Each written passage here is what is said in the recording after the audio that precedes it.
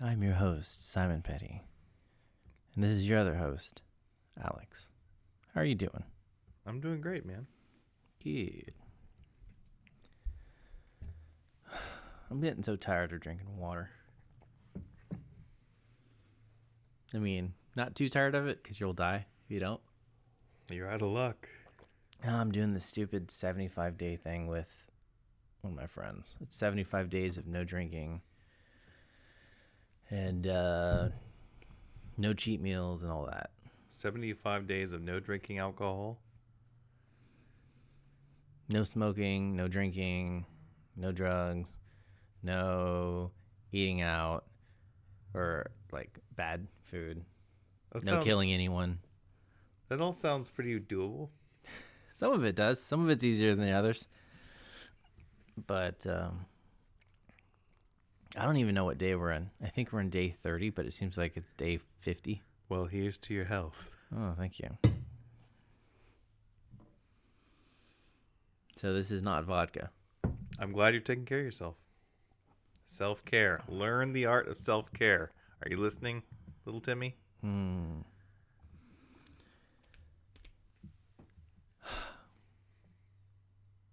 So, you just got back from a wedding gig. Or scouting out a wedding gig. Yeah, it's actually setting up for a wedding expo, which is kind of strange, but You know how you get those glimpses into another world and you're like, whoa, this fascinates me. The culture, the do's, the don'ts, the whole, you look at night and you're like, oh, well, that must be, and the people in that world are like, oh no, you don't understand, that goes for a lot of money, or that's a big deal, or that's not a big deal. And you're like, wait, really? Like, you have no sense of the values of the protocol, I guess. And yeah. I've never been to a wedding expo, but I can only imagine, like, I guess you're walking down this aisle and everyone's like hawking their wares, like, step right up, bride whack-a-mole game, earn yourself a free dress. Yeah, this one's going to be pretty small. I did one out in Dallas one time, and it was just the most, it's not my thing, first off, because it's all wedding. I mean, there's DJs, there's cake makers, there's event planners, there's just really everything, anything you think of, florists, the people who do those photography booths, just all of it. And to think that there's certain people that their whole life is wrapped up in wedding events, it's very odd. What, as a job? Yeah, I mean, every day from the moment they wake up to the moment they go to sleep, it's their minds on weddings, their emails, their social media. So on your wedding day, when the music starts to play, I can guarantee that love will find you. Yeah, so it's pretty bizarre. And, there's so much money to be made on those things, though, because... Guess what the average wedding cost in America is? I would say... Average. $25,000. $33,000. So you were actually pretty close. Can you imagine? I think my price range was more close to reflects DFW. Well, you remember mine. I do remember yours. We got married outside in a park, basically. It was beautiful, beautiful, beautiful. But, and I wouldn't have it any other way. It was wonderful, but it wasn't $33,000. And then we had the reception at Avoca Coffee House before it was cool. I was hanging out on that street since I was like 8 years old. Our mom's taking us to Paris Coffee Shop, Magnolia Street, for anyone. There's just homeless people instead of people dressed homeless. So that's right. I don't know. Yeah, but and your wedding was the most unique wedding I've ever been to, though. Whoa, high praise, thank you. Maybe we'll. Well, unique doesn't always mean good. Oh, the snapback. Maybe we'll throw a few pictures for all those watching on our exclusive YouTube channel. Who knows? We'll probably forget to edit that in, but oh well. But what are you doing? Okay, so this is what I think I remember now. But when I first heard that you were working at a wedding expo, they're called wedding expos. Mm-hmm. I was like, well, what are you doing there? Like, is this your side hustle? Like, you're like, salesman.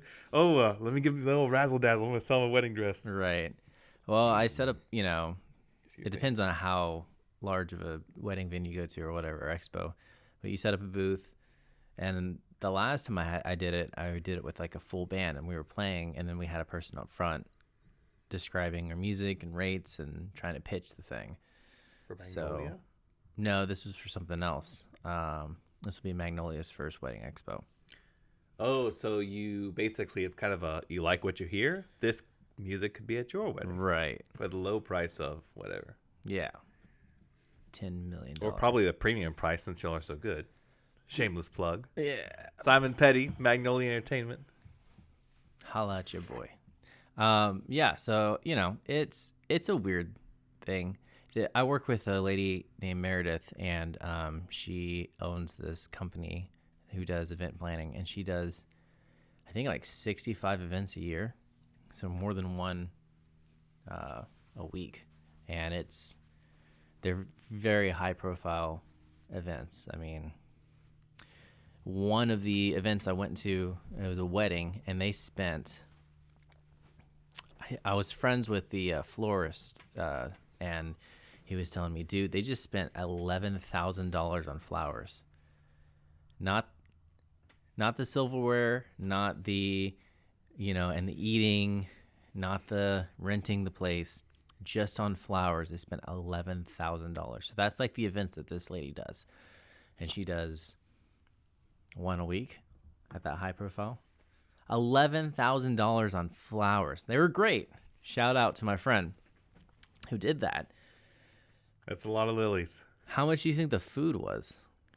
Oh, well, more than 11,000. They had a huge band. I was just playing the cocktail, but they had a very, very prominent church for a venue, and then they rented out this ballroom in one of the nicest hotels I can only imagine. in Dallas.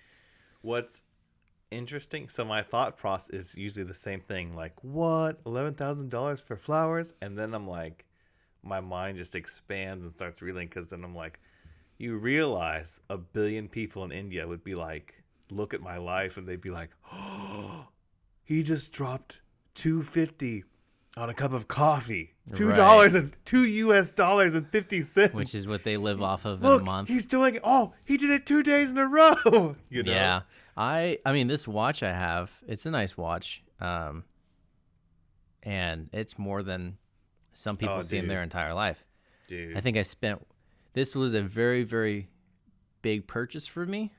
Not that I don't make a lot of money, but it's just, I'm very frugal. And this was like $150, which is ridiculous for me to spend on, and that kind of thing. To the person in Jamaica, they will never see that much amount of money. But then what's really weird is like, there are tons of people in America listening to that who'd be like, that's not a watch. They'd be like, it has to be, It's 30 grand at least. Yeah, it's weird. The difference, money is such a weird topic, because I remember 10 years ago, there's this chick I knew, and she spent $200 on a pair of jeans, which is like, 10 years ago to now. So it'd be like, I don't even know, even more than that, $230, $250 on jeans. And it just blew my mind, because back then we didn't spend money on clothing, and I really don't now. I buy nice clothing and wear it until it's falling off of me. But I just couldn't believe it. I mean, I was also making $7.50 an hour. Right. And there's all those factors to consider. So it's like, one factor, can you even justify this with how much you're making? It's like, oh yeah, well, this is only like 1% of my monthly profit. It's like, well, okay, fine. There's another thing where it's like, is this you literally need this quality or this high of a quality product for like your work? For like our older brother, wherever he is, he's teaching outdoors in the elements, rolling around the dirt and stuff. So he needs a durable watch, because he's looking, maybe using it to like time drills or whatever. So it's like, it's a tool, a justified purchase. There you go. I just helped you justify whatever amount you want to spend on a watch. So you're welcome, big brother. Yeah, so that Rolex, Big brother is watching. Yeah, I'm sure he's got out there with his Rolex rolling around Right. in the mud. Well, I'm sure there's some expensive tactical watches. Yeah, I mean, you got to drop a few grand on a nice keyboard if you're going to be a musician or whatever your thing is. like play professionally. Yeah. But yeah, it's an interesting topic, and you hear all sorts of weird stories from the wedding world where it's like bridezilla, or well, I have a really bad feeling about this, honey, but I know you've always wanted this. I know you dreamed of this day for years. This is really gonna start us off on a rocky way, but we're gonna be in debt for the rest of our lives. What is those people that go into debt to do a wedding? No. Take out a loan so you can throw a party for one day. It's, to me, ridiculous. I was planning a wedding. It was an outside wedding, and it was at this mansion. And I was playing, and I think like the bridesmaids had already started walking down. But the brother of the wife, or the bride, came up to me and was like, hey, she wants to change the song. And I was like, what are you talking about? He's like, the entrance song that y'all have planned out, she wants to change it. Well, then you tell her. Yeah. Is that what you said? I was like, really? Because it's like the flower girl is about to walk down at this point. And so I was like, well, what is it? And it happened to be What a Wonderful World, so an easy song. And I was like, yeah, it has to be double. Like, I'm charging double what the entire event is going to be. Because you can't just, like, you're playing for a couple hundred people outside, and it's a big day, and it's like you have this set thing, and then all of a sudden they want to change it. People, no offense, lay people, but the amount of work that goes into, like, organization and pulling something off, and it depends to a large degree on planning. Yes. Like, even the superstars have rehearsals. Yeah. Sorry. They have, they just lip sync. But, for this type of thing, it was like, man, you're playing for there's just so much pressure that goes into it. And so he's like, yeah, that's fine. So I made twice as much on that event. Beautiful. What a beautiful ceremony. Yeah. I think she was already, not a very decisive person because it was her third wedding. So. Oh, jeez. Oh, jeez. Speaking of money and weddings, that reminds me of, which I don't know if I've commonly shared this story, but I mean, it doesn't really come up that often in the course of regular conversation. But on our wedding day, I can't remember exactly how this happened. I can't remember how this was resolved, but basically Sarah, poor thing, she was working, she was planning a wedding, etc., but she was freaking out because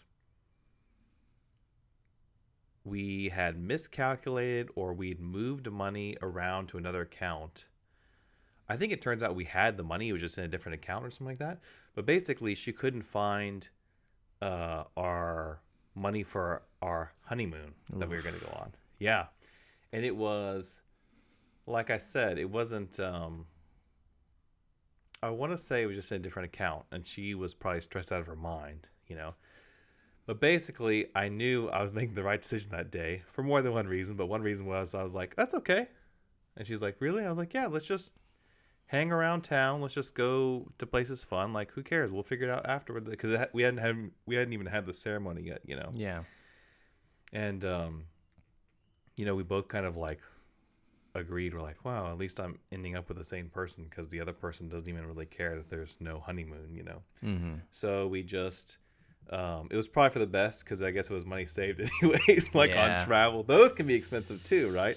But we just hung around town. We went to like farmers markets and walked outdoors, and it was a beautiful week. Yeah. And it was a week off of work, There you go. That seems like a good situation, just knowing like the two of you anyway. But the average price for the wedding, $33,000 for the American wedding, that's not even factor in most of those people are doing a honeymoon, and they're not doing a $1,000 bed. That they're like flying somewhere. Yeah. Dude. Yeah. What a crazy world, and what a crazy industry, because people will charge you like double. If they find out, oh, what kind of a thing are you doing? Oh, I'm doing a wedding. Oh, well, the wedding cutlery is actually 3 times more than whereas if you told them you were doing a retirement party or something. Weddings and funerals, people go ham on spending for sure. Have I heard that before? Go ham? Yeah, What a hopefully. delightfully fun PG expression. He went ham. You haven't heard that before? I don't think so. But we're gonna have to. I know you're We're only. gonna have to dedicate an interesting etymology to that one. Oh my god. I don't know. I know you're just a year and a half older than me, but sometimes you feel very boomer-esque. It's not a bad thing. You're old and wise. I don't know. Your I know spirit how is aged before your body. Yeah, I think I'm more like Loomer from like the 1800s. That makes sense. But as you were saying, weddings and funerals. Oh yeah, man, they just go ham. That's what I was saying. But Oh, and that's another thing with a funeral. I've told people, I'm like, look, if possible, donate the organs to science so maybe someone else can live longer. You know, they get the heart or the lungs or whatever. But then it's just like, find the cheapest way to put me in the ground. I think you should be able to go out back. Dig a hole. Yeah. Plant a tree. There's probably, it's probably a like safety violation thing.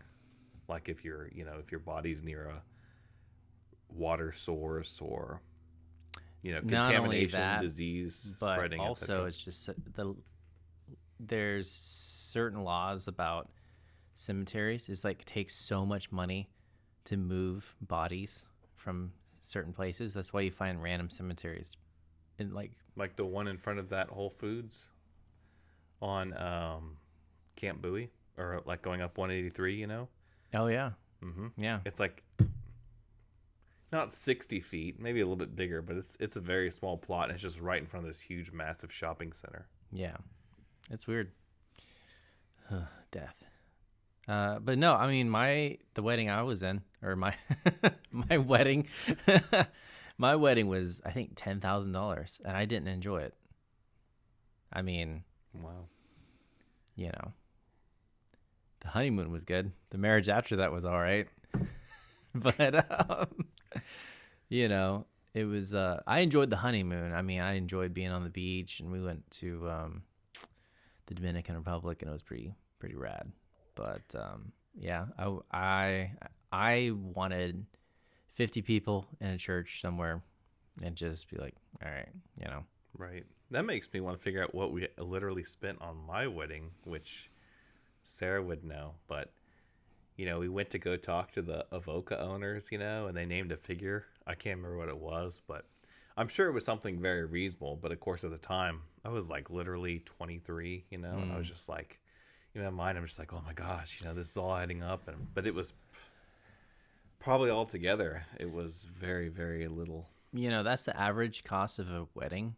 But did you know that 40%, I think it's 40 or 60% of people can't afford a $400 crisis in America?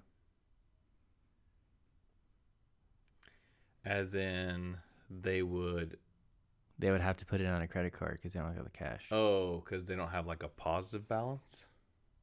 They just don't have $400 in the bank account. So even if so it wouldn't count like if you had $400, but even if you still had like a lot of debt. Basically, there's people who have all of that. I don't know. It was just simple statistic that I thought was interesting. Well, I believe that. Who knows if it's even real? There's a lot of. I mean, there's a lot of.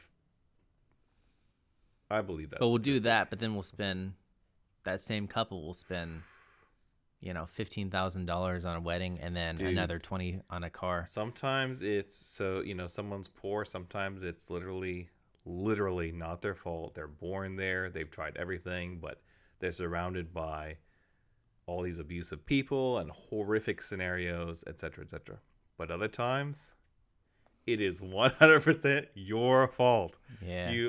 I just can't get ahead. And it's like the bills or the going, like the frivolous things, like you said, a crazy wedding, eating out all the time, etc. And it's just like if you made a budget, you might be surprised at how far you can actually go. Yeah, I mean, it's kind of like the stop hitting yourself when you get your little brother, I mean, I don't have one, but Oh, the little train Joey. the train stopped here. Little Joey. I'm the Never got caboose of the family, you know. Yeah. I But spent $150 total last month on things that I wanted to buy for fun. And that was it. it's nice. And that includes eating out. Oh wow, that's good. So if I ate out, like grabbed a chicken sandwich or whatever, that was part of the 150, and everything else was cooked at home, and all the other money went to like savings or bills or Right. whatever. Yeah. That way I'm not like, well, where did it all go? Eating out's a big one. No, that's why I ate out probably like literally, I don't know, maybe 3 or 4 times last month, because especially if you go out with someone else. Oh, it's brutal. And a lot of that was just morning stuff, like grabbing coffee and a little thing with a Yeah. friend or something like that. It wasn't. Yeah, it gets expensive when you're doing it with 2 different people, though. If you have like a steak dinner, it's that 150 budget is like basically all gone in one night. Yeah, that's the nice thing about divorce, though. I mean, everything's instantly 50% off. But the yeah, I mean, cooking at home is big because it's like it's healthier. So like the fatter my waist, the skinnier my wallet seems to be, and vice versa. You know. Cheaper, healthier, and you can make it. I've gotten to basically, if I eat out, I want something an experience that I can't have at home. So for example, you go to like local plug here. If you go to Stir Crazy, there's this awesome atmosphere with the big windows and like that cafe setting. So there you go. Or it could be that they know how to make sushi, or they have, some other place has some sort of like aged steak, which I literally don't have a way to cook at home, whatever it is. That's what I want. Because if you take me to Subway, I'm like, I can make this kind of sandwich at home, But if you make it on your own at home, sometimes you can make it literally better than a place will, like, because you can make it exactly the way you like. That's true. My philosophy on eating out is it's got to be really bad for you. Oh, Yeah. I want the molten Like, chocolate lava cake. Why would you go out and then buy a salad? Eat a salad, It's like, yeah. ugh, you're not gonna enjoy it, and then on top of it, you're Oh. paying somebody. It's like when I would run these The way 5Ks. this sounds, you think you wouldn't be so healthy, but he is well, healthy. I could my be a lot friends. healthier, but it's kind of like running 5Ks. It's like, wait, I'm paying you so I can run? Like, you should be It's paying like me. I hate this. Back to the Future 3, where he's like, they have automobiles, but they run for entertainment, recreation, and fun. He's like, run for fun? What the hell kind of fun is that? He's trying to explain to these 1800 people why you would like go out and jog. Run for fun. Yeah. Oh, man. Oh. Speaking of fun, I drove past my old church today. The church by the lake. Do, do, do. Was it worth it? Was what worth it? Driving past it? The trip? Oh, it's always worth the trip. It was such a weird deal. I was thinking about it the other day. Someone came out to my gig that was associated with that church. And they're like, oh, the things you've said on that podcast, aren't you afraid that you're gonna, like, What?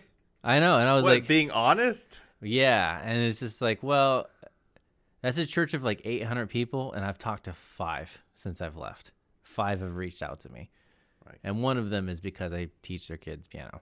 So it's like, And it's not like you're slandering people behind their back. You're literally truthfully recounting your experience there of, oh, it was difficult working with this guy, or it was frustrating to have these restrictions, or whatever it was. yeah. And if it's like you don't want that being out there, how about you don't do it? That's what I'm saying. And it's like they're like, oh well. Oh, I don't, you shouldn't be dividing the church. I'm like, well, if people leave your church because of that, they're going to go to a different church, They'll be fine. They're They're not going to become an atheist because there's you only mistreated one them. church, the Catholic Church. Join me, brother. No. The great schism should never I have tried. happened. I think I might have told you this, but I tried to make a cult. Right, yeah. Yeah, I was trying to recruit people when I was leaving, and I probably had a good 45 people say they were interested, and maybe a good 15 people say that they were down for it for sure. People are looking for someone to follow. These are troubled times. You know, and so I mean, even the pastor knew about it, but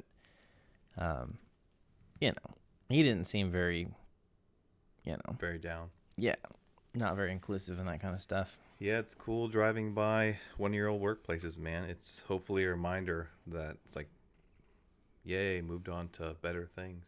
Sometimes not even well, I hated those other people, just as in, I am progressing. Yeah, I don't know. I think, I'm almost 30. I'll be 30 in a couple months, and What? yeah, and it's like you finally, He's been in his 20s for so long, it seems at like. least 10 years, almost. And so it's one of those things where you kind of like figure out what you like, what you don't like, and I think double standards is one of my number one things I hate.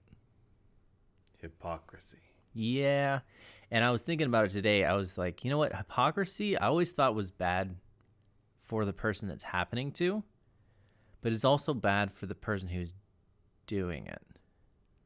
Because on one hand, it was like, for that church in particular, it was everyone could get mad except me. Everyone could just lose their cool, so to speak. They could go ham on everything. And then when I did it, I was causing divisiveness and against the unity and it was all that stuff. And it was just like, why, There is, you're right. It's interesting highlighting the person practicing the hypocrisy. There is a way in which, because it's not good for them. They're Yeah, not living in a real world. It's like we deceive ourselves. Yeah. And you tell yourself, well, I'm really the good guy here. Or, they say like that, the cliche you've heard a million times. Well, the first step is admitting you have a problem.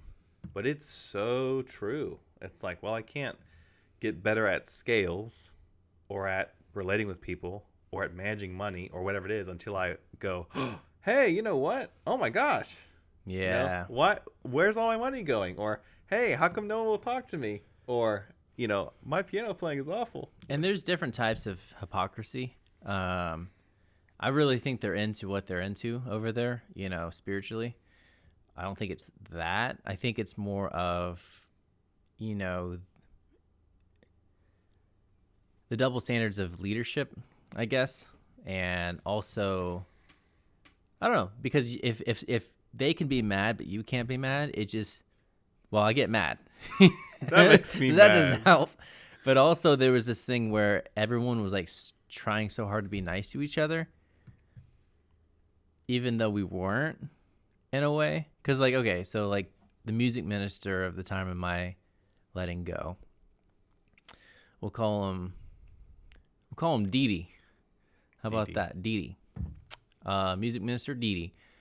And, he gave this, like, when they announced that I was leaving the church, beforehand, they gave me, like, this whole, don't tell anybody. We'll have to, like, kind of like a PR thing, We'll have to kind of figure out how we're going to do it and all that stuff. And I was like, all right, whatever.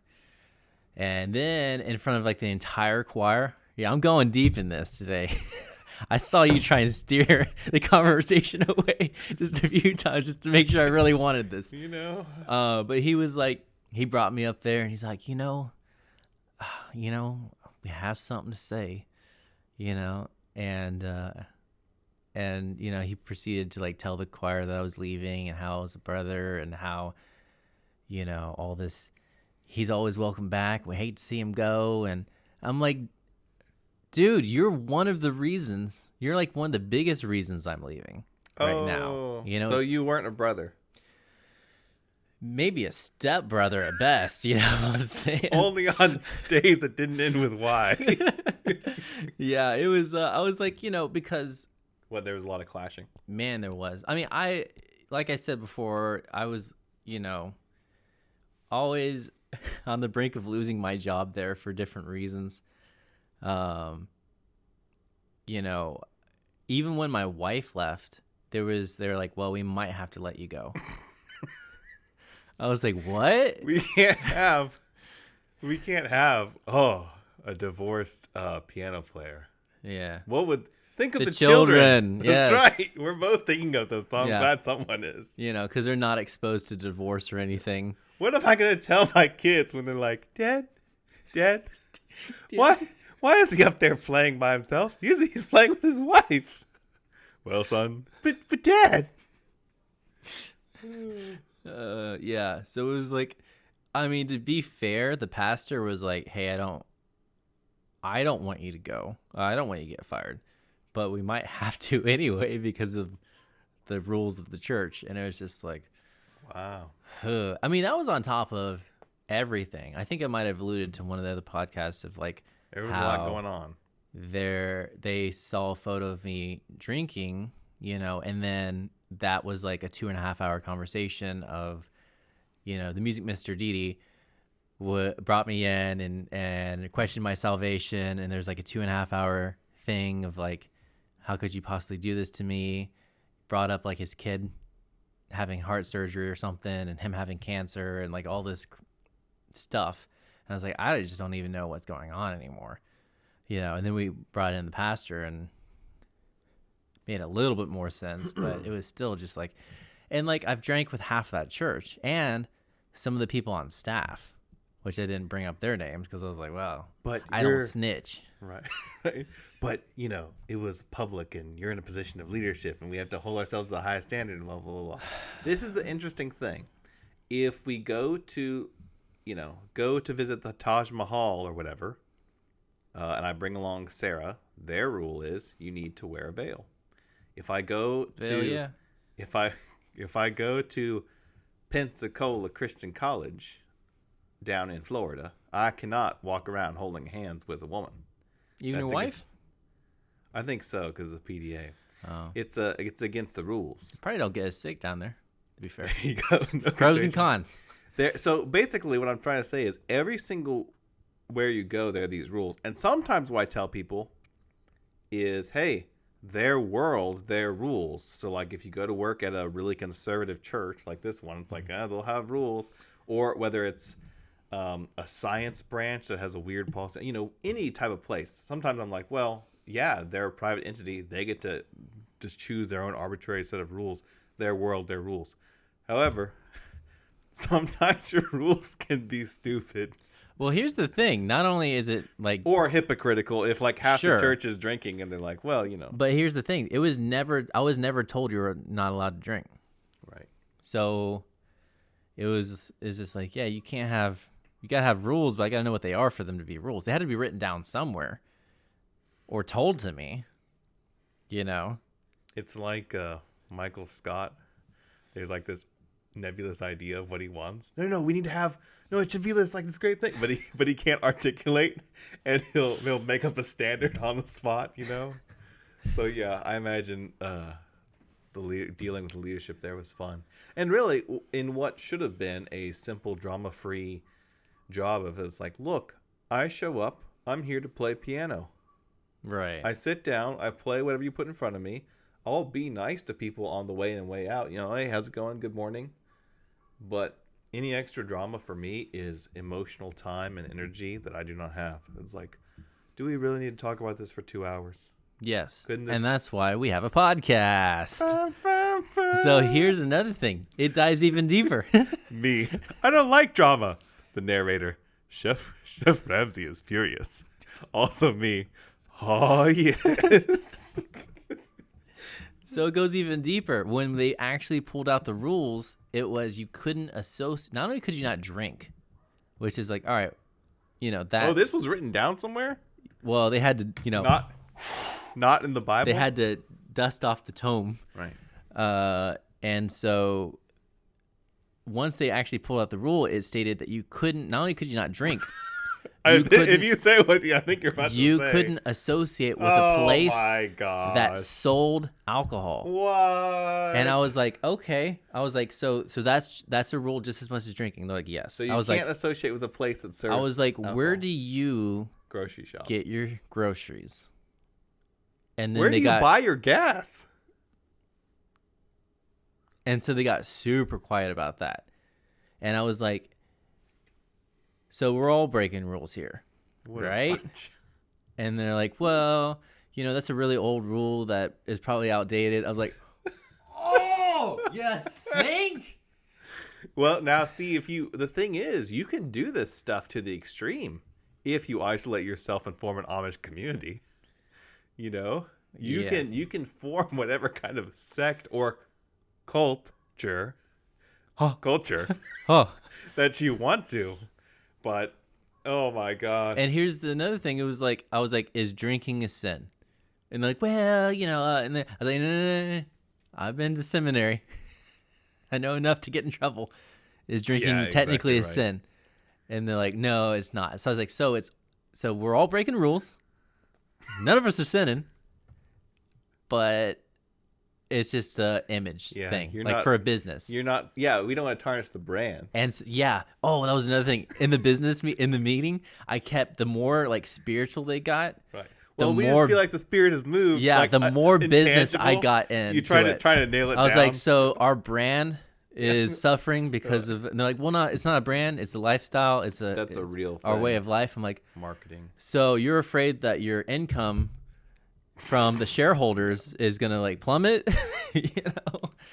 I mean, I don't mind getting spiritual and stuff like that. I don't mind that, but it's also on the fact, don't use that terminology to win an argument or to right. try and control things. God has led me to. Right. So it's such a bizarre scenario and world. It was because I was pretty open about it, and people knew I went and played at bars and played at clubs and stuff like that as a jazz pianist, but the wrong person or the right person saw it. To me, a worldview is supposed to be this thing that not only informs you as to what's going on, but also it's supposed to be this thing that empowers you to act, to navigate, to make decisions based on these ideals, and to have something so secluded and so fragile where it's like, well, no, you can't even go to a place that sells alcohol. It's like, yeah, because we had a business meeting at Chili's.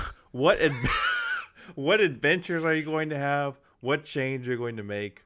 I could probably rant at length about, maybe we'll have to have a special episode on whether Christianity or politics. But again, it's just like, and it's not about, for me, it's wasted time and energy, because it's like, they're not going to listen to me. I'm off doing my own thing. So, well, here's the thing. It's not an attack on it's spirituality. It's not an attack on the text like that they're working from, whether it's like the Quran or the Upanishads or the Bible. It's not an attack on every single person who is a Christian or who is a Muslim or whatever it is. Or if you talk politics, you're not attacking the Constitution or America. It's just an attack the culture on these behaviors that's sprung whether through it's hypocrisy or whether it's you didn't think this through.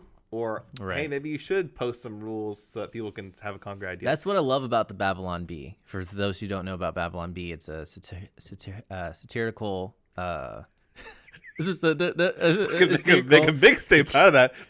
Just watch the King's Speech. Oh, no. Dude got a Grammy.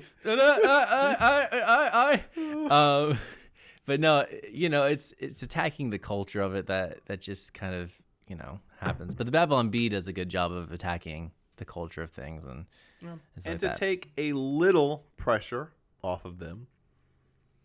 We can say it does happen. It's almost as if it's ingrained in this human behavior.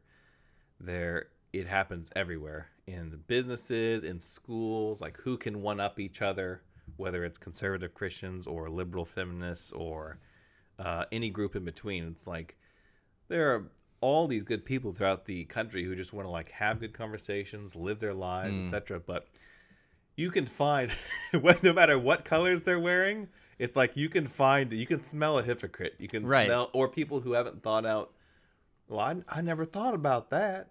You're just like, yes, I know you didn't. Not to say that all people have a country accent or, like that, but we don't want to be like CNN, how they started making fun of people with country accents. No, I didn't hear about that. Oh, Don Lemon? I didn't hear about that. Oh, you'll have to watch it. It's pretty amazing. I don't even know where I was going with that. But, one of the things... It was a good thing you left. I know. You got out of there while you could. Speaking... You were just supposed to be playing the piano, for heaven's sake. That was the hardest gig I've ever had with the easiest music. But we had a youth pastor growing up, speaking of not associating yourself with certain things, who was super, super, super into SpongeBob. Literally, as I remember it, his whole office had SpongeBob paraphernalia, or however you say that word, right? Paraphernalia. Yeah, stuff, as we like to call it. He had like SpongeBob, like plushies, pens. He'd have like a SpongeBob tie. He was like super into it, which is already weird when adults who work with kids are really into kid things. It's always kind of a weird thing for me, right? When you're trying way too hard to be a kid. I mean, you may generally... It's the way you do it. Yeah, you may generally be into it, it's genuinely, the way you do but it. I don't know. It was just kind of weird. This dude was basically like... anything unbalanced where it's like it's too much. Right. Like, this guy was trying to be a kid more than kids were, because all the kids were trying to be adults. And so if you treat a kid like an adult, they actually like you. Right. Right. But apparently one of the producers of the show, or one of the creators or something like that, came out as gay. And especially back then, this was probably 2000. This was before gay marriage was legal. 7 Bush was ish. Yeah. 2007, 2006, 2008, or whatever. Where even the Democrats were like, I don't know if it was. I don't know if it was a. See, I guess we'll have to fact check this. I don't know if it was a producer or something like tied to the show. I think it was just people were trying to make SpongeBob and Patrick. I don't know what to what underground degree. gay communities were trying to make. Yeah, like a symbol of the gay community, and I don't know to what extent of success. Like if the creator just said, "Oh no, they're just friends," or like, "Oh yeah, I think this is beautiful." I don't know what degree of success they had, but I think they were. I guess some people were lobbying to like kind of unofficially make it like a gay symbol or something. Like J.K. Rowling, every person in Harry Potter is now gay. She revealed just the other day that you, the reader, were gay all along. So this dude ended up selling all of this stuff, or he threw it away. I'm sure he didn't sell it. You can't make money off the devil's profit. But I think he just ended up throwing all that stuff away and probably never watched another episode of SpongeBob because of that. And the dude's last name was Gaiman. As he would say, gay man, not gay man. Actual quote. Now, I will say this whole idea of not associating with other worldviews, or like ejecting from your life all opposing all materials or all encounters with an opposing worldview. What can you imagine a more boring or horrible world if every single piece of art agreed with you? Can you imagine if every single piece of art reflected only your own experience? There was no challenge. There was no provocativeness. I'm not saying there needs to be like, oh, we need to have graphic pictures of gore everywhere hanging around on billboards. But instead it's like, no, you know what?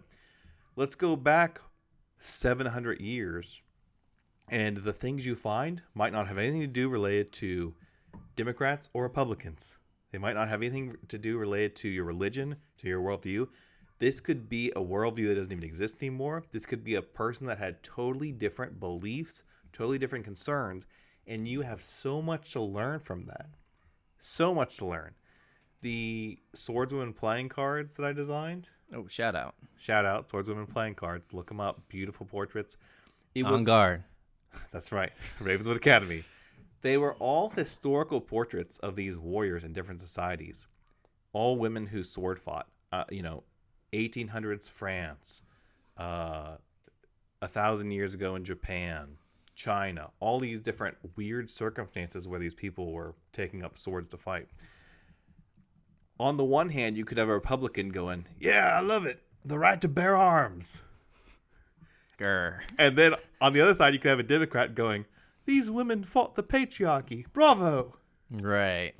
And I'm just sitting here in the middle going, cash. Oh no! Actually, it was a very small run, so I don't think so. But I'm in the middle going, look, I understand, and everyone wants media that affirms their worldviews. But for 1 second, try to like cleanse yourself of any presupposition. Go back neutrally as like a historical investigator and say, okay, what does this figure have to teach me without the lens or filter of my own worldview? And you could be introduced to an entire new idea Can that you do that? changes your life. You can, I mean, to a certain extent, we can't subconsciously, right? But to a great extent, we can if we consciously say, okay, I'm not going to read Plato and look for Christian parallels. Right. I'm going to, this is a big one, authorial intent. What was the author who had no idea of what your belief system is thousands of years later? What was the author trying to convey? What were their concerns? What were their beliefs? What were their ideas? And if you take yourself somewhere totally far removed, you don't necessarily have to agree with them, but you may discover something so profound it changes your life. Do you have a example of something that you kind of look back on and tried to, because as people may or may not know, you have a master's in history, and you probably read some pretty interesting things that maybe changed the way you thought of something. That was probably the worst constructed question I've ever read. Well, I don't even know if that was a question. It had a period and a question mark and an exclamation point all at the end of that one. Yeah, I'll counter with the an equally roundabout quote of, Let's keep the answers to a minimum of 15 minutes, sir. I remember the presidential debate. I remember the books that I've read no more than the meals that I've eaten, but nevertheless they have made me. So it's a idea of like, well, maybe if I gave it some thought, I could cite one specific example, but it's more just the wash. When you read these voices and it's like you have these voices in your head of, okay, 18th century woman with concerns, with ideas of how society should be. Whoa, 3rd century BC Chinese philosopher. His name is Woe? Yeah, there you go. Whoa, too. Oh, no, I thought you were actually... No? No, I mean, it is because you get the perspective of, man, these people some of them thought they had it down. They thought they had the end-all, be-all answer. And you look back now and you're like, oh, wow, that is so relevant. That was proven wrong. That was proven wrong. That was proven wrong. They were so wrong or so right. Yeah, they were so wrong or so right. And then you begin to question yourself. And you're like, what will be laughed at 300 years from now? What am I taking for granted? And it's so funny because you read someone from a certain century and you're like, man, this guy is just such a product of his time. He's all the concerns, all the ideas. It's like, how can I break past that in my own time, in my own century? And I don't know, maybe we'll have to do like some specific examples sometime, do like a little mini lecture, some history or something. But it's just to be honest, it's just such a good exercise. You, instead of just starting with what you were told by your teachers or your parents or whatever, you go back and you try to have this blank slate that people can inscribe on. And again, you don't have to necessarily agree with them, but it is so interesting and refreshing to be presented with this system of values that is totally remote from what you're growing up and told. Right. Huh. Well, we do have some questions, or at least a question. We might be able to do a couple, but so the question number 1 is, what is a question you've always wanted to ask, but you felt like you couldn't?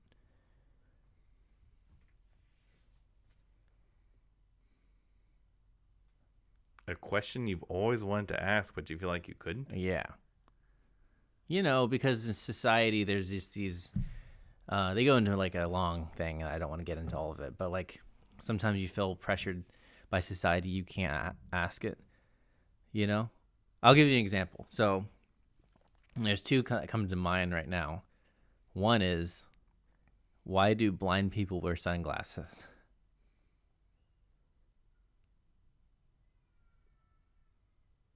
It's obviously not because the sun's getting in their eye. I don't know, but I think that would be either. I think Is it for us? there could be a sensitivity. Your eyes could be sensitive to light still, if you're depending on what disease you have. But also too, there could be like an aesthetic concern, like they want the person to feel like they have their full attention that they're talking to, but if unknowns to them, their eyes are drifting off somewhere else, it might be distracting or look like they aren't giving them their full attention. Do you think they just want to look cool? You could Google that. It's a thing. I don't know. All right. You don't have any other? There you go. You don't have a question? No, I don't. What about to your wife?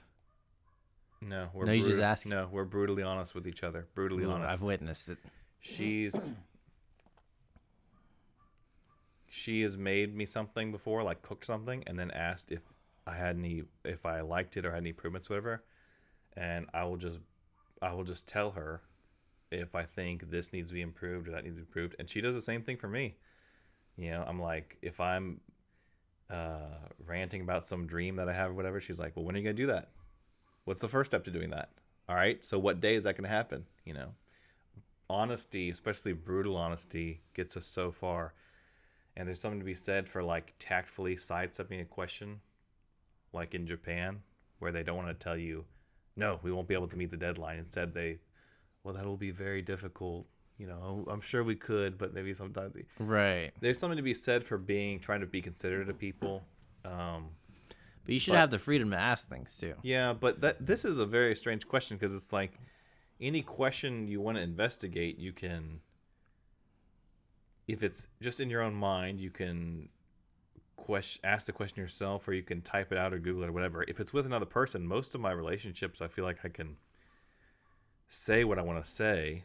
Not like that I want to just run up to someone and blurt out something inappropriate, but it's like I could ask you for like, hey, what's been going on, or hey, do you need money, or whatever it is. I could do the same thing. Yeah, I wish you would. Oh no. I don't know. Don't you ever like wonder things that just don't seem socially acceptable to ask? Like the other day, most of the stuff I feel like most of the stuff that we can't quote unquote ask to someone else, we already know the answer to. I don't know. Go ahead. For instance, it's like, well, you could Google it, but then if it's a weird question, you might just have weirdos on the internet that you don't trust. But like if you had a question about straight answer, someone of the opposite sex, and you ask them, that could be like super offensive, maybe. Like, okay, I have another question that I was thinking of the other day. If someone who's deaf sees you yawning, how do they know you're not screaming? They can tell. You think so? Just because you're deaf doesn't mean you lose all your. No, like what do they get like all panicky? Like, what's going on? Maybe because you're covering your mouth and you're reclined. You're just trying to be silly with this question. That's a legit question, and I think we should have the freedom and bravery to ask it. Yeah, thankfully, the only scenario where I can envision this is like, some sort of authoritarian regime where it's like, you literally can't. They've arrested people in China for writing about the virus outbreak, for example. Yeah. And that's that. I mean, when it says, what question are you too afraid to ask? It's like, well, not in my own mind, not in my own social circle. Really, what that reminds me of the most is where there's just like this like Reich, where it's like, oh, no, you can't be writing about that stuff. You can't be reporting that stuff. Or you ask that question, but then you get a knock on your door in the middle of the night. Oh, right. That creeps me out. So that's the first thing I think of when I hear that. All right. And then the other question, these are both anonymous, but the other question was, have you ever messed up in a live performance musically? Yeah, yes. What are some of your, like, what?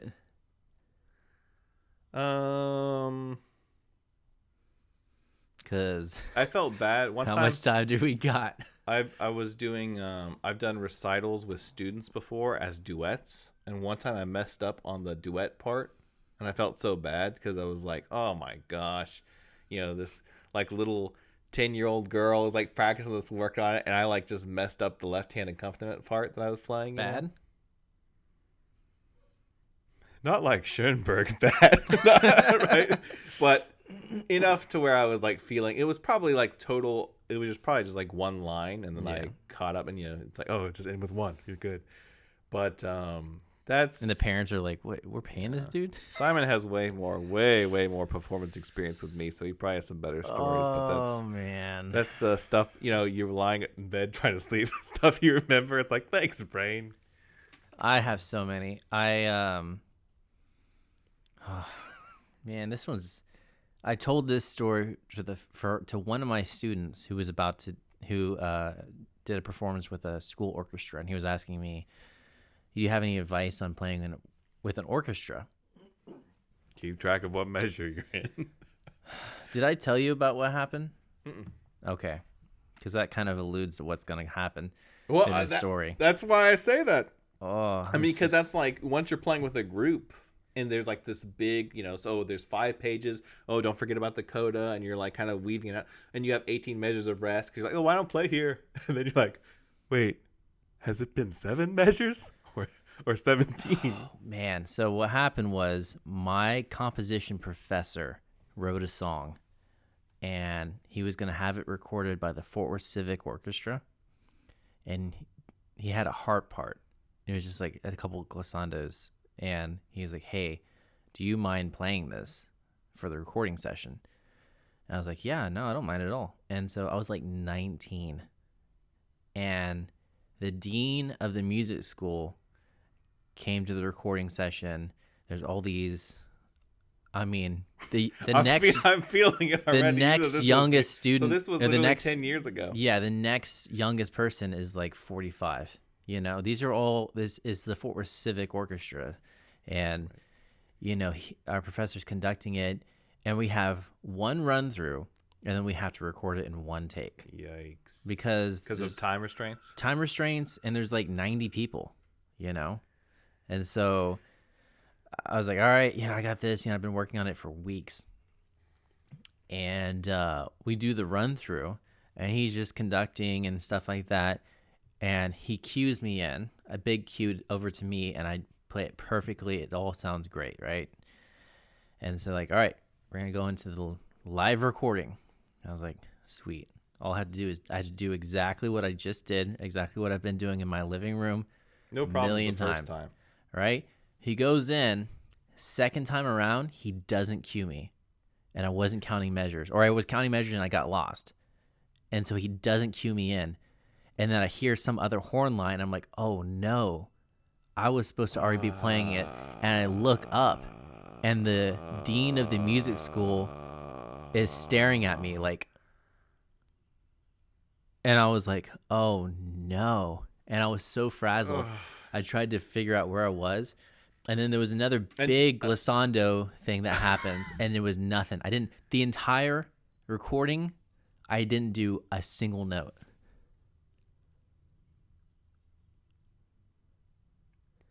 I still get the goosebumps from this. Oh my gosh. And this is, for those of you who aren't in the music world, what's really interesting. I was 19. Right. Sometimes I should not have been playing with a civic orchestra at 19. Some slack. I'm a jazz pianist. Right, some slack. But I blew it, though. I'm not making any excuses. I totally blew it. I got lost. There was no recovery. What they ended up doing, it was actually great that I didn't play at all. They ended up recording my part and then layering it in. Nice, but it was so... Which can be tricky, but yeah. I've literally thought about that for the last 10 years, off and on. Every day. Every day. On you. No, I keep the math analogies light, but sometimes I'll bust them out with my piano students. Like, look, it's a fraction. We're dividing up the measure or whatever. And one thing I've caught myself saying is, yeah, it's kind of like math, but it's like math in motion. So once measure 3 happens, you can't go back. It's like it's burned up, it's gone. And for those of you who are not in the music world, it can be really a mind-bending thing when you make a mistake, because then your brain's like, oh, we missed measure 3, but it's already measure 8, and you can't go back. And then the more you sit there and agonize them, the more mistakes you make, because the more time you're losing. It's a very kind of weird feeling. Yeah, it was weird. It was like septuplets all the way for like 2 measures. Then I had like 17 measures of rest. and then And I then, had yeah, this yeah. quintuple run, or whatever it was. It was just like, Sounds pretty artsy.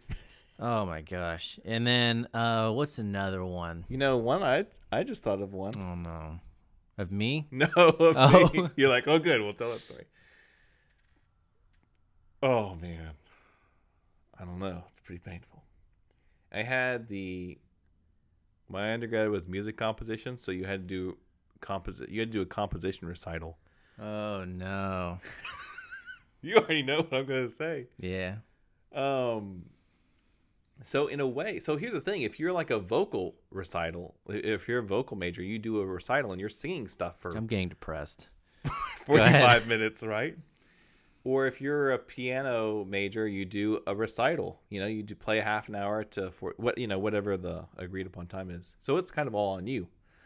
With the composition thing, you have to track down a bunch of musicians to play your compositions. And so in a way, it's like, oh well, you don't have to worry about performing. So it's easier, right? In some way, that's true, I guess. But another way, it's agonizing because you got to track down these people. You got to do the rehearsals. You got to etc. You're coordinating all of it. Yeah. So anyway, I'd written a string quartet, and I put together the string quartet. And so, long story short, we go out there. It's the performance, and Simon has already played some of my piano pieces, and it was great. It was well done. That was actually really fun. I remember you had an atonal piece that I really liked that was fast. Yeah.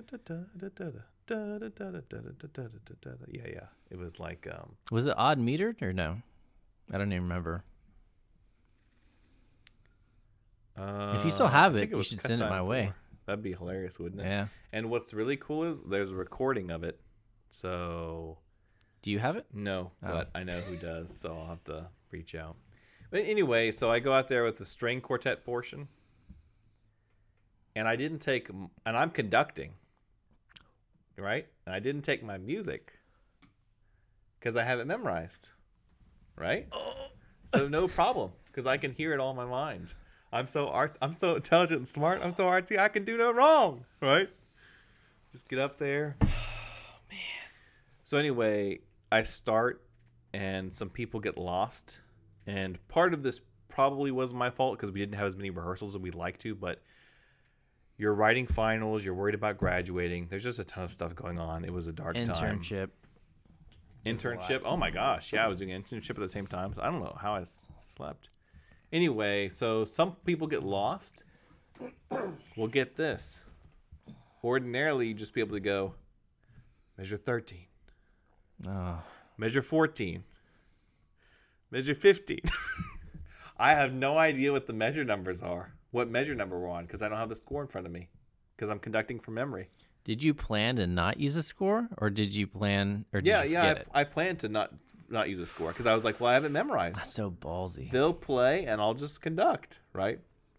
So like everyone ends up in a different spot, and it's starting to sound very modern if you get my drift. And it was actually a very like slow. There's lots of long, drawn out, very exposed. Oh, that's hard. Harmonies, yeah.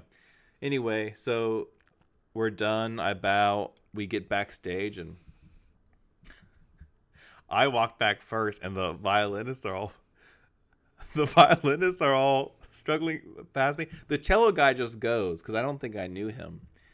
Then first violinist comes back, and the very first thing he goes, he's like, "Oh, I'm sorry, Alex." That's like the very first thing when he says.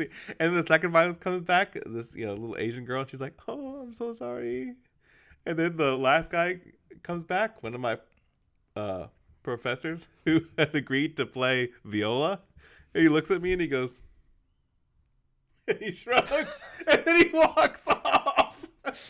Oh my god! What a gangster! Yeah, and it was hilarious. But man, it still was a good memory, and I didn't take it too seriously. I had put up flyers that said, because you have to put up flyers announcing your recital, and I put up like pirate themed flyers, and I said, "Ye be warned." Alexander's recital. That it was because it's not going to be like your career defining grant. I mean, it is important, but it's I tried to take it not too seriously. But I'm glad it didn't fail you for that. Yeah, I mean, in theory, if it was bad enough, then they could have been like, no, you're not getting out there representing us. But I think everything else was good enough to where that they liked what I was doing. And honestly, it's hard to think of a gig I haven't messed up on. Yeah. I mean, honestly. And when I mean mess up, I don't mean like totally forgetting a piece and having to start over. I just mean like maybe I didn't do something quite as well as I wanted to. Maybe I didn't do the right voicing that I was hearing in my head to substitute a chord with, or maybe my improvisational line could have been better. I mean, There's when you're always room for playing improvement. 4 hours of jazz, how you well, I guess if you're making it up, there's no wrong notes, right? But no, I mean, for real, there's a lot happening. I mean, literally I play thousands of notes, every night. So One final note was that Mrs. Nagano was at the recital and she complimented you. Nice. Yeah, our old Japanese teacher. Just a nice memory. Yeah. Yeah, but gigs are hard, man. It's I was thinking about it. By the time I had graduated college, I'd already done like 300 gigs. I've literally done thousands of gigs, which is, I'm very, very blessed. Don't be afraid to make mistakes, though, kids. You launch the rocket and then just aim or repair it as it's going. You have to learn firsthand by starting that business or getting out there and doing your first gig or whatever. You're never going to be perfect. Now go and do great things. Yeah, they can always record your part later. And now, I think it's time for some interesting etymology, don't you? We'll cue in our music. Did you find music? I did. Really? I did. For interesting etymology? Yeah. You think it fits well? Oh, it's right up your alley. Gangster rap? Not that far. Okay. Cinematic strings? No. Oh, man. Just being honest. Oh. All right. Here we go. Oh, wait. Interesting etymology. I'm about to do the news. Sorry. Okay. Well, no, go for it. No. Show must go on. Hey, don't be afraid of making mistakes, children. yeah, he says as he pulls out the wrong thing. All right. Well, I'll just do the interesting etymology first. All right. Journey with me back in time to a different place. Wow, this echo effect is cool. All right. They spoke in threes.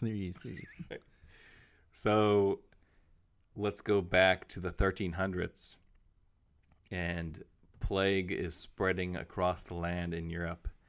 And remember, even though they don't know about germs, they don't know about the physical little beings called germs. Louis Pasteur is going to take care of that later on. And then everyone's going to undo it by being anti-vax, but I'm getting distracted.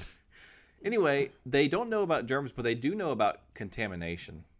They're not idiots, all right? They know that if you go and you poke with a dead body and you like sleep next to it or whatever, the spirits will get you. Yeah, something. Everyone else is going to start getting sick. Like they have rules. People are going to have rules for disposing dead, etc.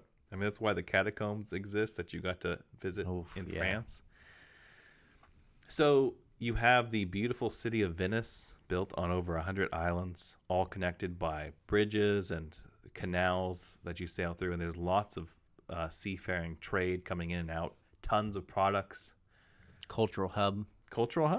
But the problem is, what if someone from a sick village comes into your place, right, and starts spreading disease?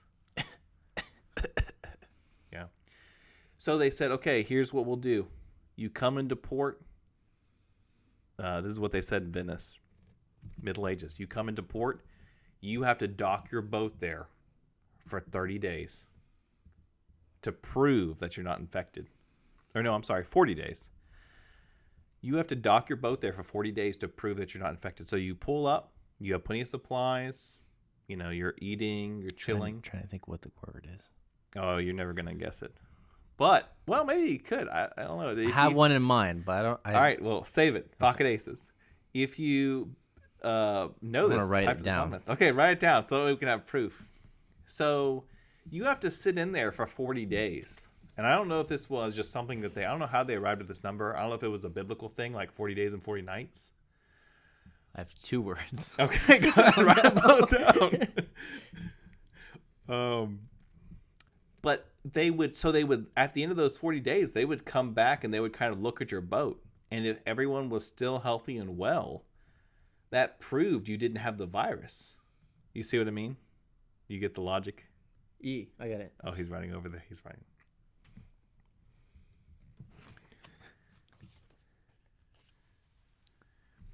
Okay. Well, they This is Middle Ages. yes, Middle Ages, 1300. So they're going to enact this rule, and everyone just knows this is something you have to do if you're going to go over there. Because you could be like, oh, no, we're good. And they're going to say, 40-day rule. You can't do that. So they have you dock. They have you. All the sick rats run off into the port. Right. Well, so that's the process. They're like, no, 40-day rule. And that's going to help safeguard their city from any potential disease. You know what I mean? Coming in. So, would you like to take a guess? I had 2 words. You know how you're docking? This might not even be the same word. Detox. Detox. The docks. Detox. We have to detox these people. Oh, sir, I'm sorry. That is not correct. What is your second?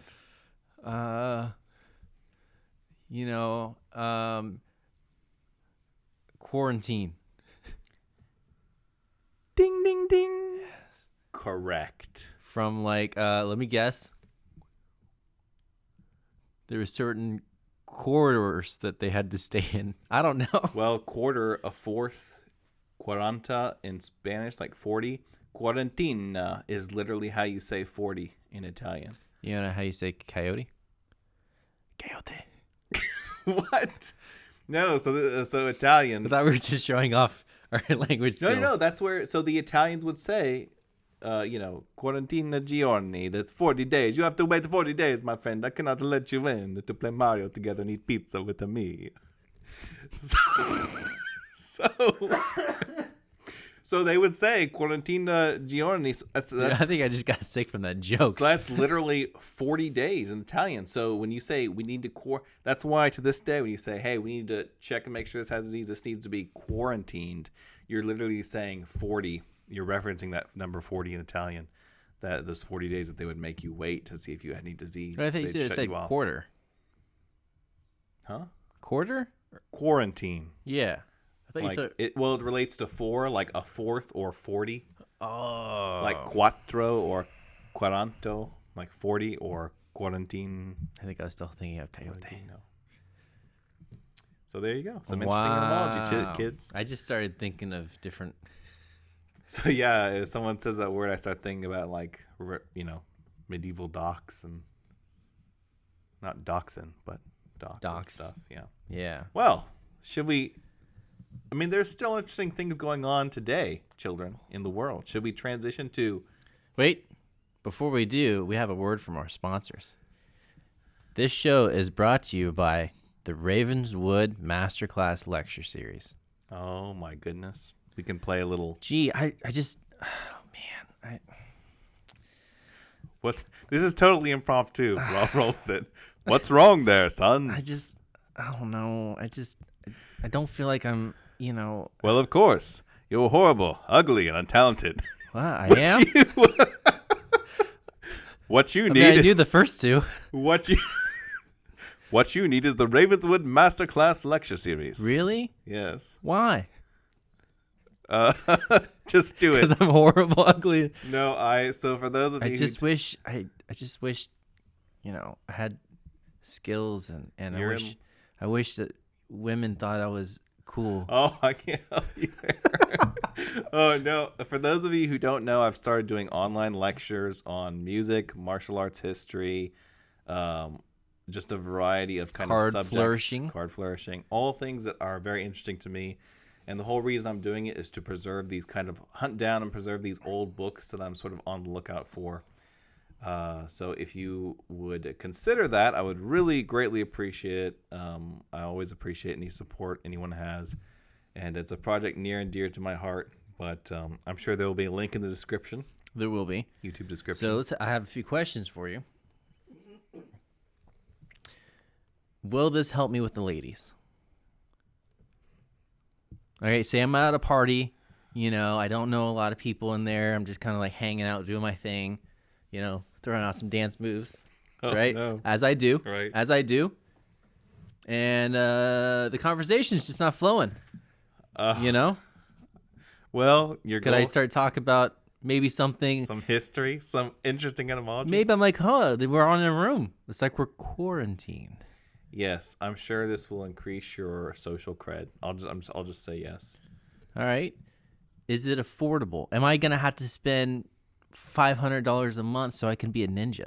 No. It's $22 a month, which I think is very fair.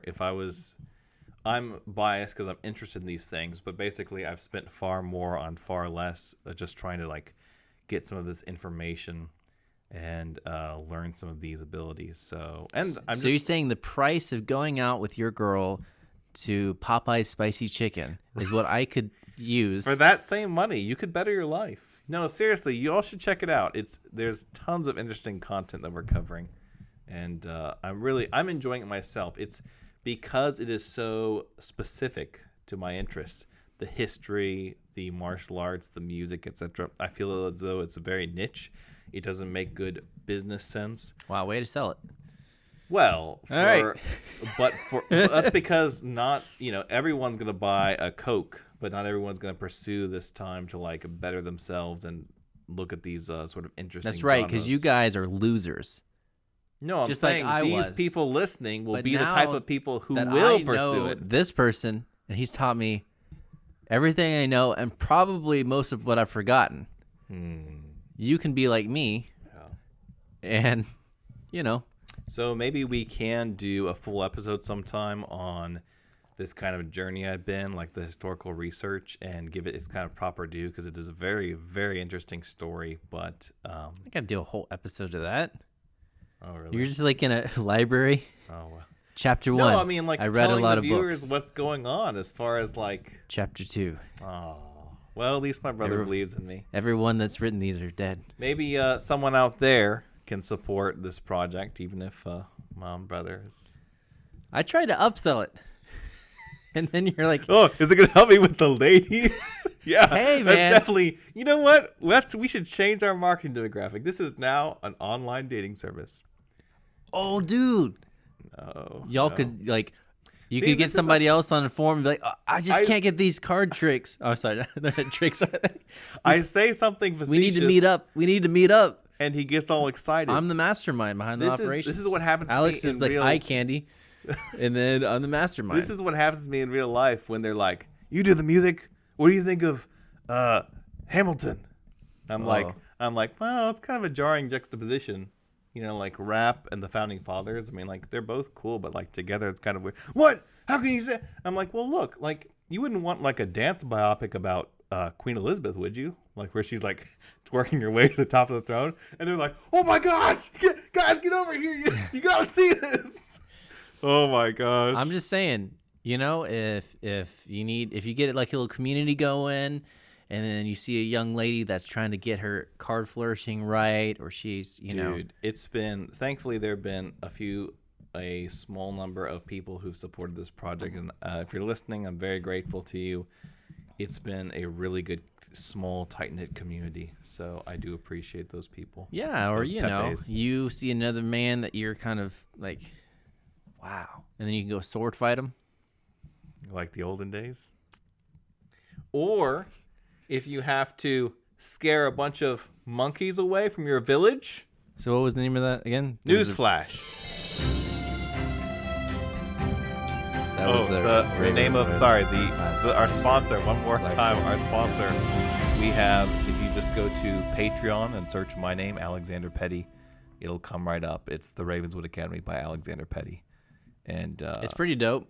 And that comes from someone who's not really interested in some of the things that he has on there. I'm actually considering upping my game with the ladies. Yeah, you should. All right. Here we go. In recent news, villagers in India dress up as bears to scare off more than 2,000 monkeys. Villagers in India being terrorized by more than 2,000 wild monkeys claim to have found an unconventional way to tackle the simian menace by dressing up as bears. Sikandarpur village in Uttar Pradesh dressed 2 villagers in bear costumes to try scaring away the monkeys after the forest department ignored their pleas for help, Indian news outlets reported Tuesday. We have now started taking turns in wearing the bear costumes and roaming around the village, village head Ram Lalit Verma told the news. It was a relative who had told me about the idea, and it is actually working. Villagers donated money to buy 3 costumes from a makeup artist for 1,700 Indian rupees, $23 each. Oh, gee. The outlet posted a photo of villagers outfitted in 2 of the costumes. Here's a picture here. So how many did they buy? 3 costumes? 3 costumes, for $23 each. So here's the thing.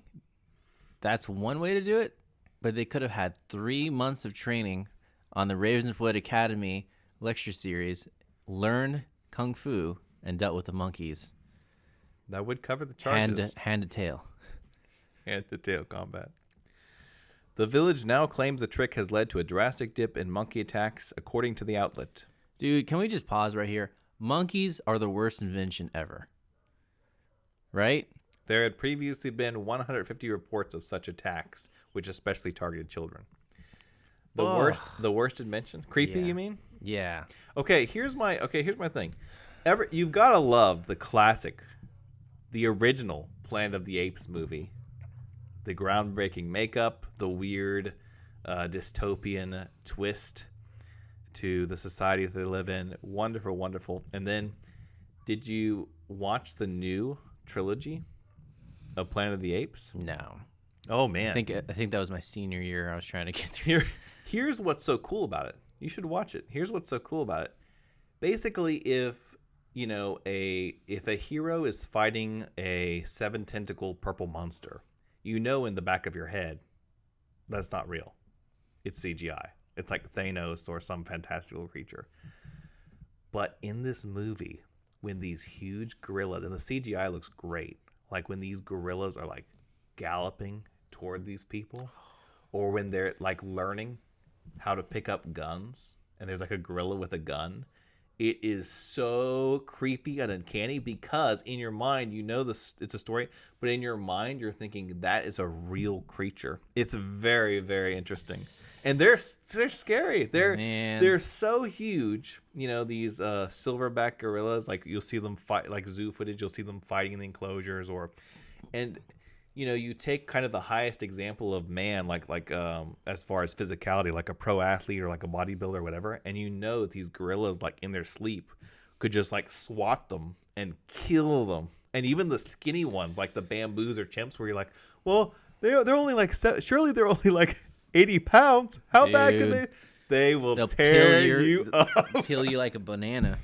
Yeah. So these were 150 attacks, and some targeting children. And you know they eat. Like other monkeys and stuff. Okay, yeah. So Jane Goodall, I believe she's still alive. Wow.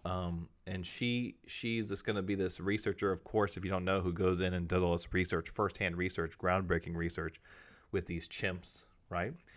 She had this preconceived notion in her mind. These are peaceful, quiet animals just grazing on the lands. And she is going to be, much to her horror, she is going to be documenting these kind of these territorial gang wars where these groups of monkeys have these borders. Someone will get, an ape will get caught too far off out of the territory, and then they'll get ambushed and tortured, by these others. Actually tortured. Like, they will kill it as slowly as possible. Poor thing. But just to hear them scream. Oh my gosh. Have you ever heard that footage? No. Dude. But yeah, they're creepy. And I think part of the creepiness, so like, a great white shark is, very scary and majestic. But I think some of the creepiness comes from the intelligence behind those faces. Because the thing is, so this village is like dealing with these bands of monkeys who will just show up and attack their kids walking to school or whatever. But you can look at those little faces and just, if this was literally your village dealing with these attacks, it's like, I wonder if they're going to figure out how to open the door. Ah. You're like, I wonder if they could figure out, because I mean, yeah, you have guns and you have locks and you have ways to, like, totally one up them, but if you're in this podunk village in the middle of nowhere, it's like that story in India, I believe it's India, where they were working on the railroads. It's like a railroad camp out in the middle of nowhere trying to lay down the tracks, and there was this, tiger who would walk around the outskirts of the camp, hungry tiger, and he'd be looking. And then at night, he'd come into one of the tents and drag people away. Dude, nature is wild.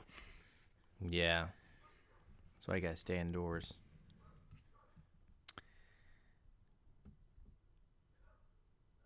Well, that was cheery. Well, but it's working though. But That's I'm guessing. right. I'm guessing Dude, they're gonna have... figure that out. Well, they're see, gonna be like, okay, that's one another thing. slow bear. That's another thing. I'm wondering, are they so these little? Think of the courage. They're showing these little. Yeah, they're showing. Oh. You got to charge a baboon. They're showing these little kind of these kind of like a baboon or like little monkeys, and I can't help but wonder, because you can't to discredit them too much is a disservice, because you don't like fear or respect it. But it's like, I can't help but wonder, are they gonna like sniff and be like, wait a minute, this is a very human bear. Yeah, and I'm wondering, they're saying these are attacks. Will they, like, if there's a group, enough of them, like 20 or 30 people, will they attack a full-grown human, or do they only go after the small ones? What a problem. You can tell this is the other side of the world. This is literally a village in India. Wow. But who was the guy who figured out this? Wouldn't you be like the village hero if you're like, okay, guys, I have an idea. And they're like, no, this isn't going to work. But last year, a farmer in Tirtihali, in the state of Karnataka, resorted to painting his pet dog with tiger stripes to protect his coffee crop from thieving monkeys. Monkeys on caffeine. Dog. Which is basically my morning commute. That sounds like a great album. Monkeys on caffeine.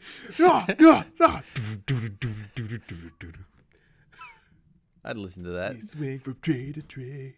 Okay. All right. This band is bananas. Since we're already on like it's ham. Since we're already talking about like kind of a downer thing before we maybe How is that a downer? It was a victory. They scared the monkeys away. Happy ending, children. No, it'd be happy if they weren't there anymore. Those monkeys are coming back, or they're going to someone else's. It's like Obi-Wan. They will return, and in greater numbers. Yeah. Dude. I hope not. I don't know, man. Fort Worth. I mean, basically, I've lived that scenario because Fort Worth had a grackle problem for so long. Yeah, that's the same thing. And Mayor Mike Moncrief wanted to. He's like, look, I understand. I get it. No one wants to take a, gun downtown more than I do to deal with. Because people were just like basically wanting to come in there and start. Why don't we have as many? It seems like there was way more. There was a huge campaign to get rid of all the grackles. The city poured tons of money into it. They did these bright lights, these spotlights that you could sign into the trees. They did these paintball guns. They did.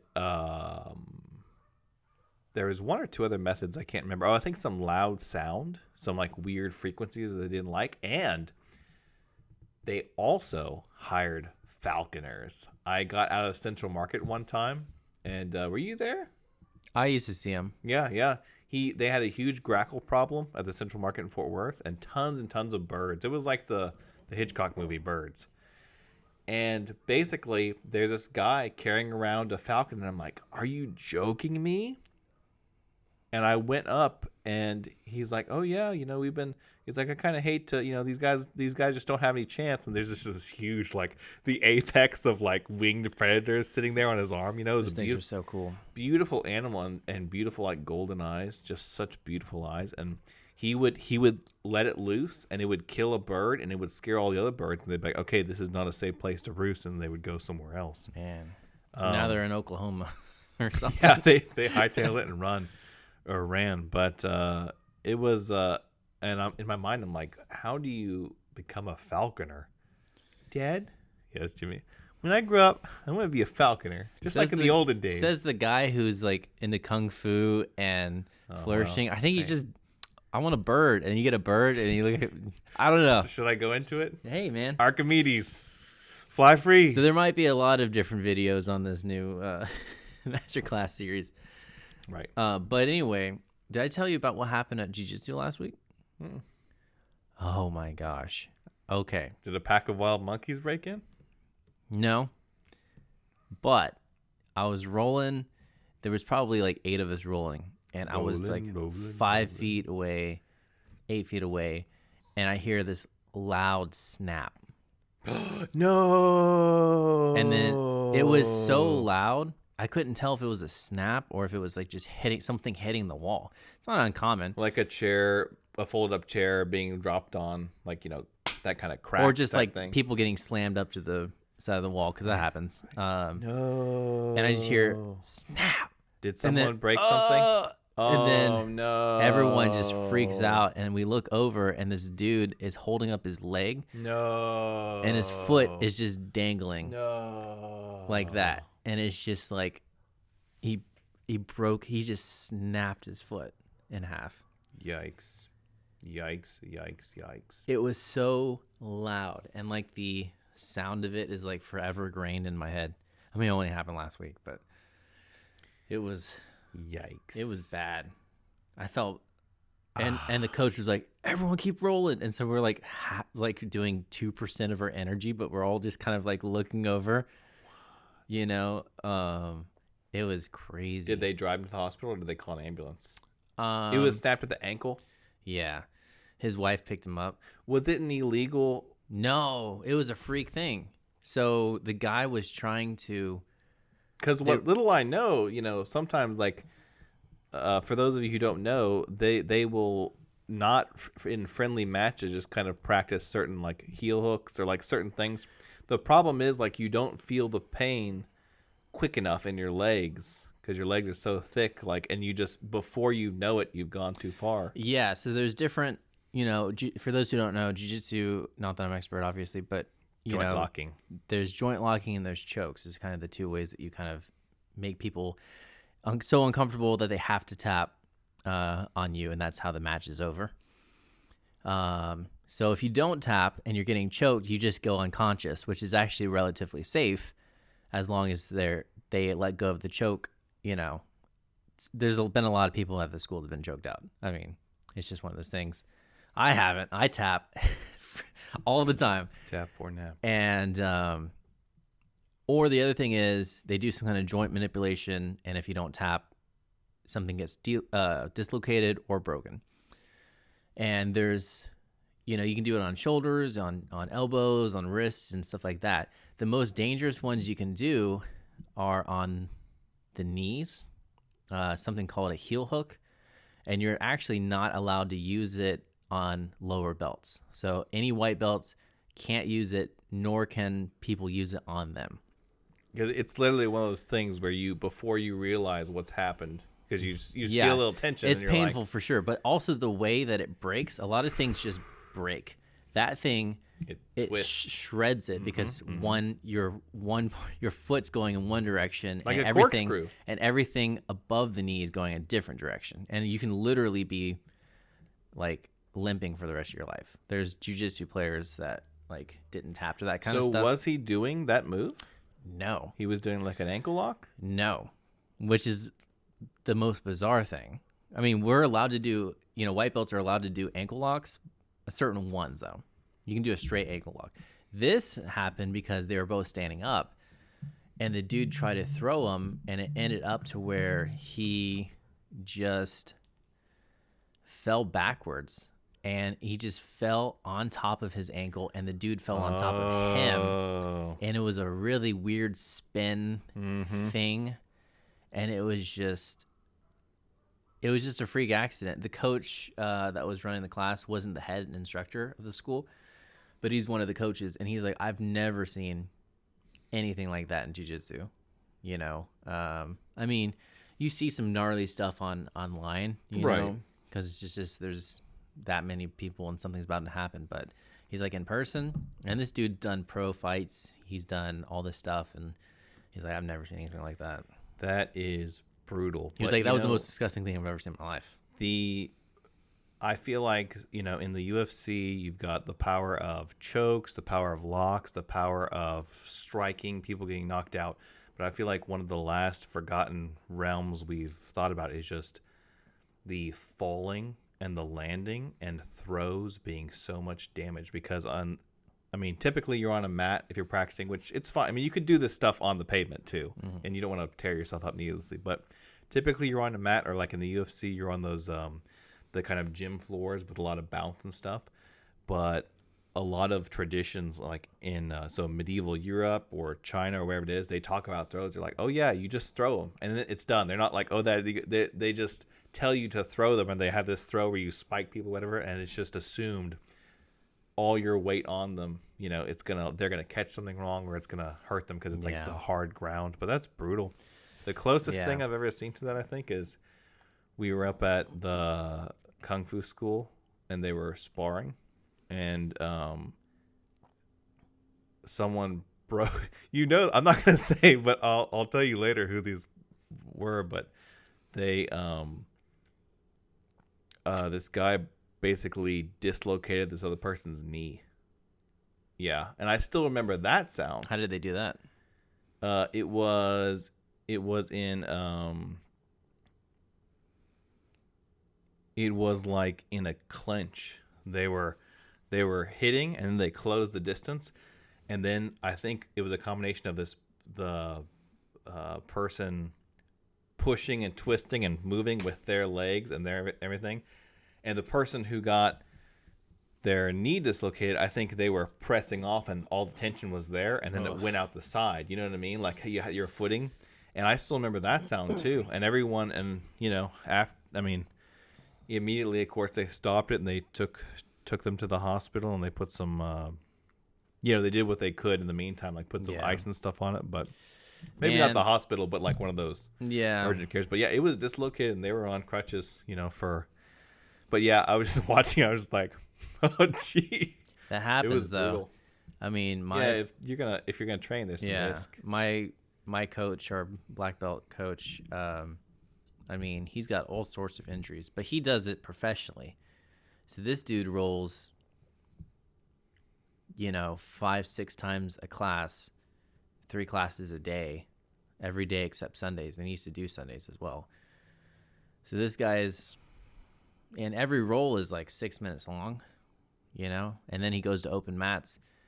He's competed professionally. He had a pro fight not that long ago, and it's just like world's best cardio.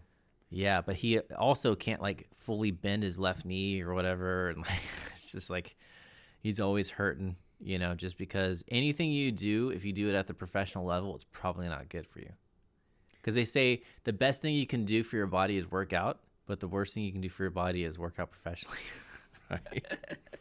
But it happens. There's for the people who are, I guess, the laymen who are listening, it's like, oh my gosh, the horror stories. But you can obviously practice jiu-jitsu or kung fu or whatever for a hobby and just enjoy it and not get into those scenarios where you're struggling with that intensively.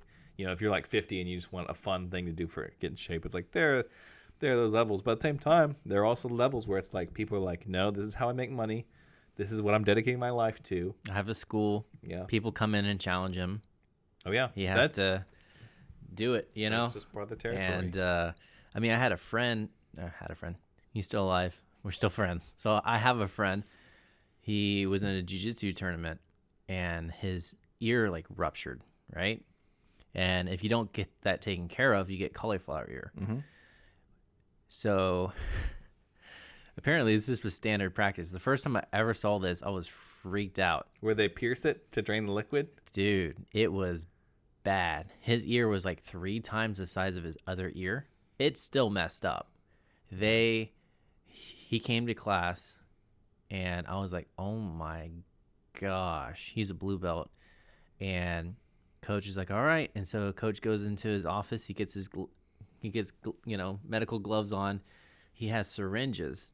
He takes out at least 7 syringes worth of this dude's blood in his ear. So he pokes it in, drains it, puts the syringe down, gets another syringe, because he's just got a box of syringes, like a drug addict, and he just takes one out, drains it, and it was still like there was still stuff in there, and so that dude's got cauliflower ear. I mean, he looks tough. Cauliflower ear. I'm too pretty for that. Right, the moneymaker. But there are, Roman statues like over 2,000 years old of boxers, and they've got the cauliflower ear. Isn't that insane? Yeah. Which makes sense, right? But Crazy, man. Crazy world. I love jiu-jitsu. I don't get to do it as much as I want to because of my schedule, and I really do mean that. I go as often as I can, literally, but a lot of times it ends up to be 1 to 2 times a week. But, you try and do it as safely as you can. There's just freak accidents. I mean, I also know people who... Crossing the street has an element of risk. Right, and I also know people who don't work out, and their back's messed up because they don't work out. Yeah. So it's like, You kind of have to pick what you're going to, invest some time into, and then whatever comes negative with it, it's like, well, as long as the benefits are better. Have you ever watched those YouTube compilations of how to get disqualified in jiu-jitsu tournaments? Oh yeah, I've seen where people are slamming or people are hitting everything. They're like raping the leg, which is like super illegal. They're doing, or they get disqualified because they get frustrated because some guy's like butt scooting. Yeah, and they just like kick the dude in the face. And it's just like, ugh. Yeah, and it's like, I know, all due respect to the Brazilian jiu-jitsu guys who know what's real and what's not. They know how to do a takedown in like a real scenario. They don't just fall down and start scooting towards the person. There are like legit players out there, Yeah. But unfortunately, sport jiu-jitsu, the game, it's like the system can be gamed because of certain rules. People will just like to sum it up for people who are not martial artists, it's like they'll do things you could never do in a real fight. They'll lay down and start scooting to where someone could just kick you in the face. Yeah, or whatever. But, again, it's like, I know there are actual practitioners who really know what you could get away with and what you couldn't in a real scenario. Right. So it doesn't invalidate the whole art. So two interesting things about that. One is the original Gracie Jiu-Jitsu practiced kicks and punches. It was more closer to karate with bunch of locks on the ground. Yeah. And then secondly, they're doing something called combat jiu-jitsu. And our school does it too, where you have UFC gloves and you get to punch each other. Oh my gosh. And then when you're on the ground, or I think you can't punch each other until both of you are on the ground. I've been grounded. But and at least super that light. That way you're grappling, you're rolling around the ground and you're being realistic. Instead of just turtling down on the bottom, it's like, well, no, you could pay for that if someone breaks free and is hitting you. I think that's great. So then you're evolving the strategy. Right. Because if you're in half guard, that's a super common attacking. You can choke people out, but it's one of the worst guards you can do in a real fight because you don't have control. People are going, yeah. So what they actually have now, what Eddie Bravo has, and some of the others are doing, is combat jiu-jitsu, where it's any open palm strikes are allowed. Oh, dude! If you're grappling with someone who knows how to strike, someone who knows how to generate that force, whether because they have that kickboxing background, whatever their background, it's that's a game changer. It is, because you go from if they're the white belt. The sports rules, it's well, we can just roll and I can get into whatever weird guard or position because I know you can't hit. But now it's oh no, if I don't control both those arms, he's gonna kill me. Yeah, that's great. That's great to hear. I mean, I don't want people to get hurt, but it's I do want people to be better equipped to handle violence if they have to, and self-defense, and especially for the art to go in a good direction. That's a great direction. That's probably a direct reaction to them, the old guard guys watching these sports events and watching people scoot on their butts towards their opponent, Right. and just be like, oh my On one god. hand, they're like, it's super cool that they're coming up with all these new positions. Strategies, There's yeah, like positions a spider guard, there's within the squid sport guard, there's that donkey. serve their purpose in those confines. Yeah, but it donkey is also guard. like, yeah, it's literally the stupidest thing I've Kick ever me in seen the in my balls. life. But yeah, it's interesting, man. Oof. Interesting world. I don't know. I can't get too into it because I don't want someone to break my hand or something. But yeah, I've thought that sometimes. I'm like, some higher belt's got me in like some kind of like inverted X guard, and he's like trying to get over into a barabola. I'm just like, man, I wish I could just kick him in the head right now. Yeah, and But they could probably kick me too, and it would just be not good for me. So yeah, it's not like know. an automatic. It doesn't necessarily mean that's an automatic victory, but it is a different venue, and that's probably one small reason why I haven't done it. But I think the main reason is just like I literally don't want to go through the whole process of learning an entire martial art again, because I've already done it once, with all this curriculum. And if I throw myself into jiu-jitsu, then I know it's going to be the same thing. I'm going to be like, okay, well, I got to research all the things, and I'll start putting all this time. It's like, well, what do they do? Well, how did this evolve? And like, I'm always afraid of what I start, because then I'm like, dude, is this going to suck me in? So I like don't have the time. I need to learn to just enjoy things in moderation instead of all or nothing. right. So I think you'd have fun. maybe I'll have to return once again. And You should do it, man. But yeah. Cool, man.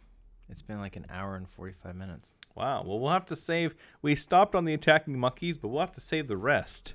Are there any good ones? Can we end on one more? If we haven't lost everyone except Mom on the jiu-jitsu Right. rant that we went on. We'll save them for next time. Save them for nice next one. batch. Good Yeah. healthy batch. So Well, alrighty, man. I'm glad that we got to help some people.